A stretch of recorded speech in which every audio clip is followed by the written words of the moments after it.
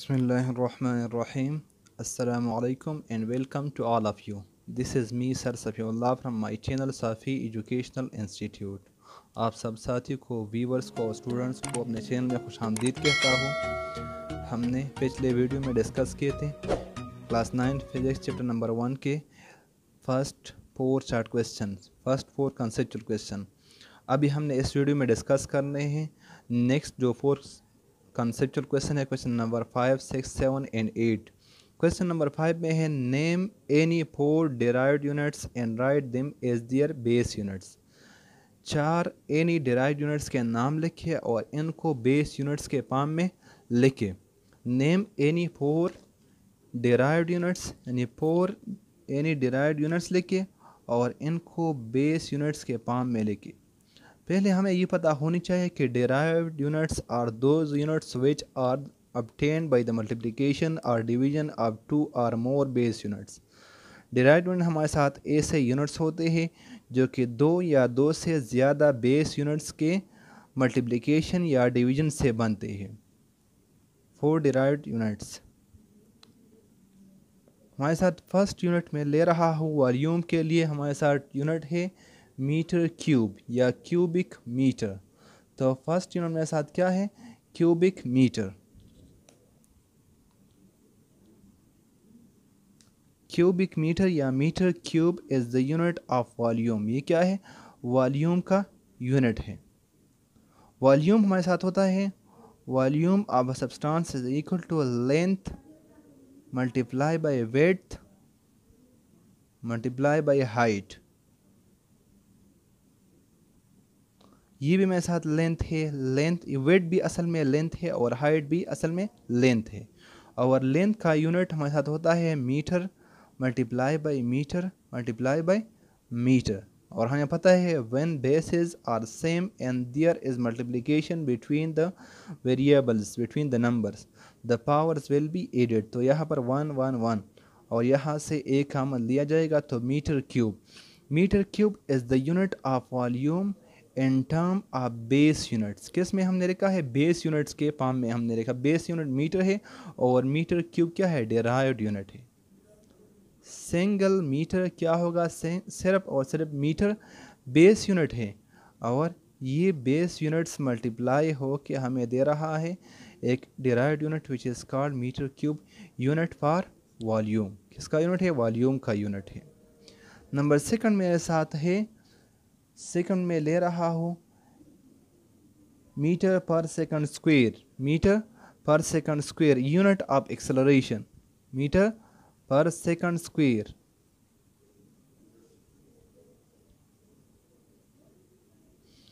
m into s minus 2। s minus 2 mean per second square. Metre divide by second square या इसको हम u भी लिख सकते हैं, metre divide by second square. Acceleration में साथ होता है acceleration mean velocity divide by time, यानी speed in a proper direction divide by time. a is equal to a mean acceleration velocity divide by time. और velocity में साथ होती है displacement by time. Displacement mean length by time. Velocity क्या होती है? Length by time. Velocity की जगह लेंथ बाय टाइम आ गया और टाइम अपनी जगह पर आया। लेंथ का यूनिट होता है मीटर और टाइम का यूनिट होता है second. Metre divide by second और फिर नीचे अगेन आएगा डिवाइड बाय सेकंड। तो ये मेरे साथ हो गया मीटर डिवाइड बाय सेकंड और इससे डिवीजन को मैं यू लिख रहा हूँ डिवाइड बाय सेकंड। इनको हम मल्टीप्लिकेशन में कन्वर्ट करेंगे तो मेरे साथ आ जाएगा metre divide by second multiply by 1 over second. ये m1 के साथ मल्टीप्लाई हो जाएगा तो मीटर और सेकंड मल्टीप्लाई होकर मुझे देगा मीटर पर सेकंड स्क्वायर। या अगर s माइनस 2 ऊपर आ जाए तो मीटर s माइनस 2 हो जाएगा। तो ये मेरे साथ क्या है? डिराइव्ड यूनिट है। किससे हासिल हो रहा है? 2 बेस यूनिट से हासिल हो रहा है। तो this is a second derived unit for acceleration. किसके लिए है? एक्सेलरेशन। एक्सेलरेशन मीन इंक्रीज या decrease in speed in a proper direction. हम कहते हैं एक्सेलरेटर। एक्सेलरेशन किसी बॉडी के वेलोसिटी में चेंज आना। नंबर थर्ड मेरे साथ है Newton. Newton is the unit of force. Newton क्या है? फोर्स का यूनिट है। फोर्स मेरे साथ बराबर होता है F is equal to m a. F is equal to m a. Newton का सिंबल होता है कैपिटल N। मेरे साथ किसका यूनिट है? फोर्स का यूनिट है। और डिराइव्ड यूनिट है। डिराइव क्यों है? क्योंकि ये मेरे साथ दो बेस से बन जाता है। मीट मास है, this is mass, this is acceleration. Mass का यूनिट होता है किलोग्राम, और एक्सेलरेशन का भी हमने निकाला metre divide by second square, metre पर सेकंड स्क्वायर। तो मेरे साथ आ गया न्यूटन बराबर है किसका? किलोग्राम मीटर पर सेकंड स्क्वायर। यानी न्यूटन को हमने बेस यूनिट के फॉर्म में लिखा, क्या रहा है? किलोग्राम मीटर पर सेकंड स्क्वायर आ रहा है। इस तरह मेरे साथ फोर्थ यूनिट है pascal. Pascal is the unit of pressure. Pascal क्या है? यूनिट ऑफ प्रेशर है। यानी इसमें हम प्रेशर को मेजर कर, इसका सिंबल क्या है? P A. पास्कल प्रेशर मेरे साथ बराबर होता है P is equal to F divide by A. P is equal to F divide by A. और F का यूनिट क्या है? न्यूटन। और न्यूटन और मीटर एरिया का यूनिट है मीटर स्क्वायर। और न्यूटन मुझे पता है किसके बराबर? किलोग्राम मीटर पर सेकंड स्क्वायर के बराबर है। किलोग्राम मीटर पर सेकंड स्क्वायर के बराबर है किलोग्राम। पास्कल मेरे साथ प्रेशर का यूनिट है। पास्कल बराबर होता है P is equal to force divide by area. Force का यूनिट है न्यूटन, जो कि मुझे यहाँ गिवन है, divide by metre square is the unit of area. Newton की जगह आ जाएगा किलोग्राम मीटर पर सेकंड स्क्वायर, और एरिया की जगह आ जाएगा मीटर स्क्वायर। यहाँ ऊपर भी मीटर, यहाँ भी मीटर, यहाँ दो है, ये मीटर कट जाएगा, यहाँ स्क्वायर कट जाएगा, एक रह जाएगा। मेरे साथ हो जाएगा किलोग्राम पर second square divide by metre. Metre ऊपर आ जाएगा तो मेरे साथ हो जाएगा unit of pressure in terms of base unit हो जाएगा किलोग्राम पर मीटर। यहाँ पर +1 है, यहाँ ऊपर जाएगा -1 हो जाएगा, डिवाइड बाई सेकंड स्क्वायर। तो this is the unit of pressure in terms of base units. Student, आप लोगों से अगर क्वेश्चन में यू पूछे name any 4 derived units and write them as their base unit, अगर आप लोग यहाँ ये लिखे कि क्यूबिक मीटर, मीटर क्यूब, इसको सिंपल ये लिखे कि this is the unit derived unit of volume, तो भी ठीक है, लेकिन प्रॉपर एक्सप्लेनेशन इसका यू होगा। मीटर पर second square is the unit of derived unit of acceleration, and this is equal to metre पर सेकंड स्क्वायर या metre divide by second square, लेकिन प्रॉपर एक्सप्लेनेशन इसका यू है। Then newton is the derived unit of force. Force का unit है, और ये बराबर होगा किलोग्राम पर मीटर, मीटर पर सेकंड स्क्वायर, किलोग्राम मीटर पर second square in terms of base units. और पास्कल यूनिट ऑफ प्रेशर है, और इसको बेस यूनिट के फॉर्म में हम यू लिखेंगे किलोग्राम पर मीटर पर सेकंड स्क्वायर। क्वेश्चन नंबर 6 में कह रहा है why in physics we need to write in scientific notation. Physics में हम क्यों साइंटिफिक नोटेशन में लिखते हैं? तो scientific notation is a way of writing a very large number और very small number in terms of power of 10। Scientific notation हमारे साथ एक मेथड है जिसमें हम बहुत ही बड़े नंबर को पावर ऑफ 10 में या बहुत ही स्मॉल नंबर को पावर ऑफ 10 में लिखते हैं। और ये हमारे साथ इसके लिए फार्मूला है, ये एक नंबर होगा, दिस इज कॉल्ड मेंटीसा। मेरे साथ ये क्या होगा? नॉन जीरो पार्ट होगा, और 10 + -1 दिस इज कॉल्ड एक्सपोनेंट, ये इसका पावर होगा। हम क्यों लिखते हैं? For sake of easiness. किसके लिए? सेक ऑफ इजीनेस के लिए। और साथ फॉर टाइम सेविंग। किसके लिए? टाइम सेविंग के लिए। फॉर, और क्या है? For removing errors, for removing errors in a measurement, एक मेजरमेंट से एरर ख़त्म करने के लिए, या for accuracy of A measurement, for accurate writing. तो हम क्यों एक बड़े नंबर को, सपोज करें मेरे साथ mass of electron, mass of electron मेरे साथ क्या है? 9.11 × 10⁻⁻31, यानी 0.0000000000, यानी 32 जीरोस के बाद 9, फिर 30 जीरोस के बाद फिर 9 और फिर 11, किस में? किलोग्राम में। यानी पहले यहाँ पर कितने जीरोस आएंगे? यहाँ पर पहले जीरोस आएंगे 30 जीरोस आएंगे, और फिर 9 होगा। क्या होगा? 9। यानी 30 ज़ीरोज़ के बाद 9 और 11। तो ये बहुत ही बड़ा नंबर, यानी मास आप लिख रहा हूँ, इसको मैं कहाँ पर कैलकुलेशन में लिख रहा हूँ, मसलसल रिपीट कर रहा हूँ, तो बहुत ही मुश्किल हो जाएगा। तो मैं इसको साइंटिफिक नोटेशन में आसानी के साथ, ही मेरे साथ एक नंबर n है और यहाँ पर पॉइंट यहाँ पर मौजूद है। पॉइंट को मैं लेफ्ट से राइट की तरफ लेके जा रहा हूँ। कहाँ पर रखूँगा? फर्स्ट नॉन ज़ीरो डिजिट के बाद रखूँगा, फर्स्ट नॉन ज़ीरो डिजिट के बाद। तो मेरे साथ ही एक नंबर n है, तो मेरे साथ 9.11, this will be called mantissa, जो कि एक नॉन ज़ीरो नंबर होगी। मल्टीप्लाई बाई 10 अपनी जगह पर आ जाएगा।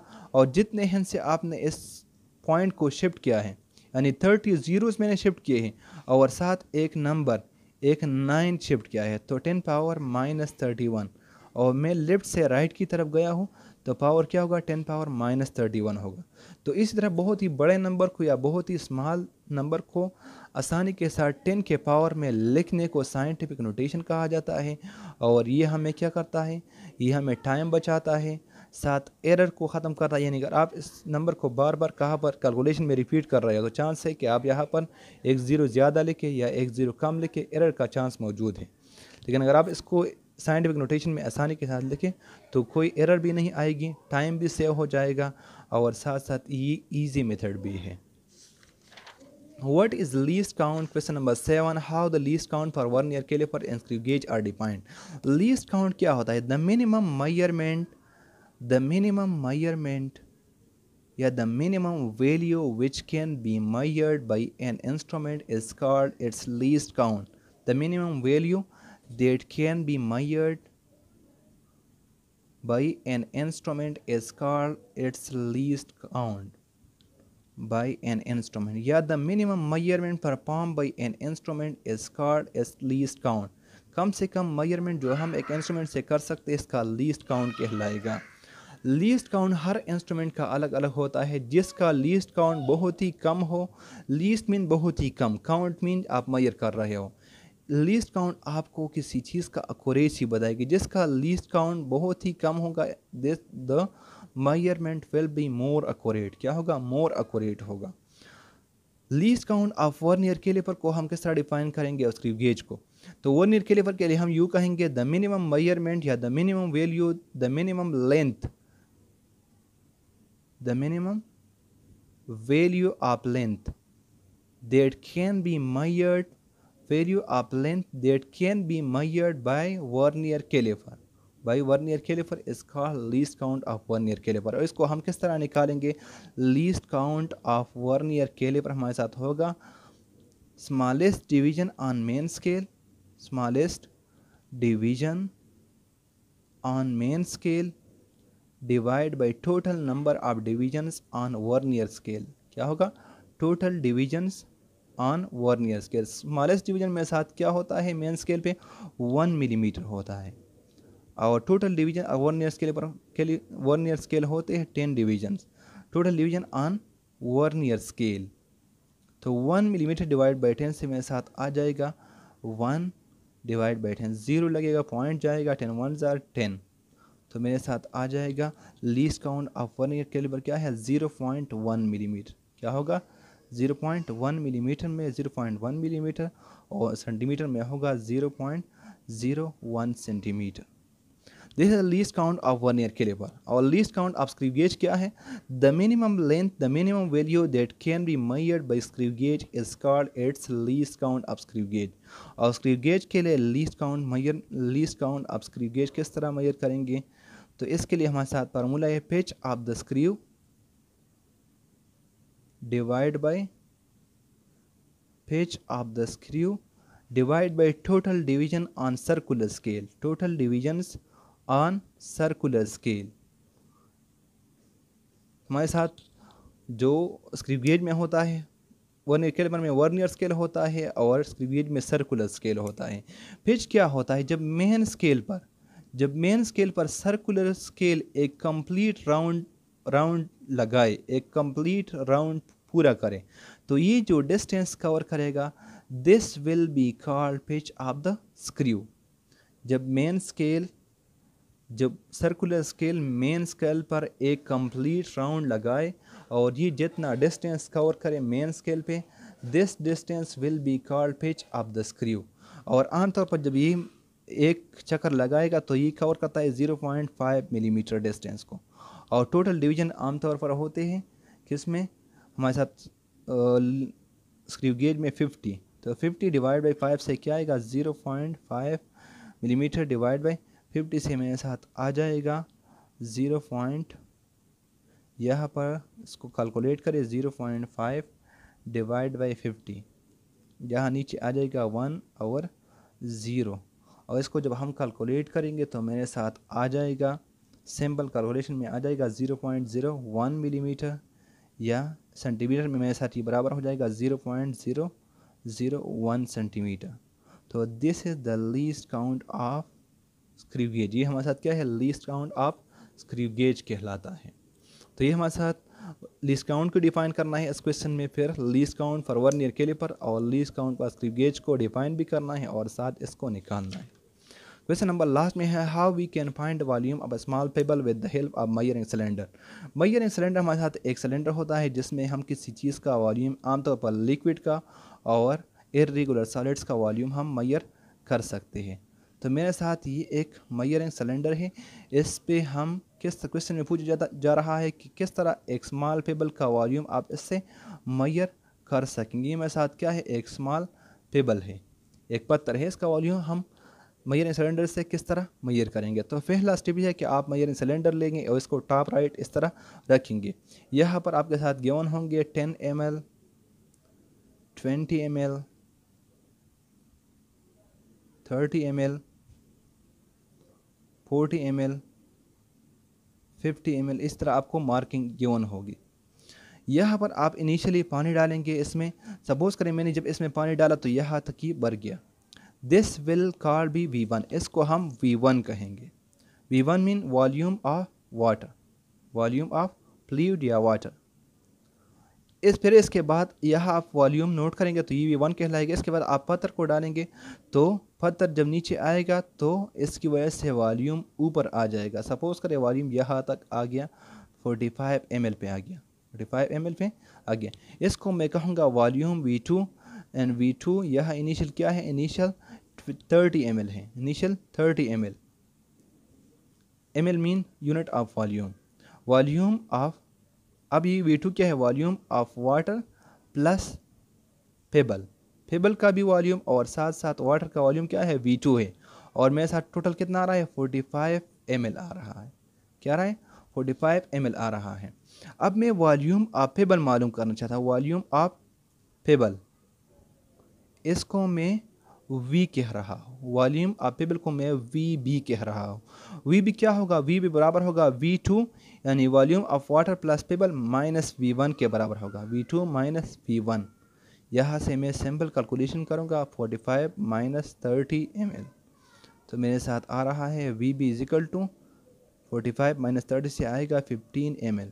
सो 15 ml is the volume of the small pebble measured by measuring cylinder.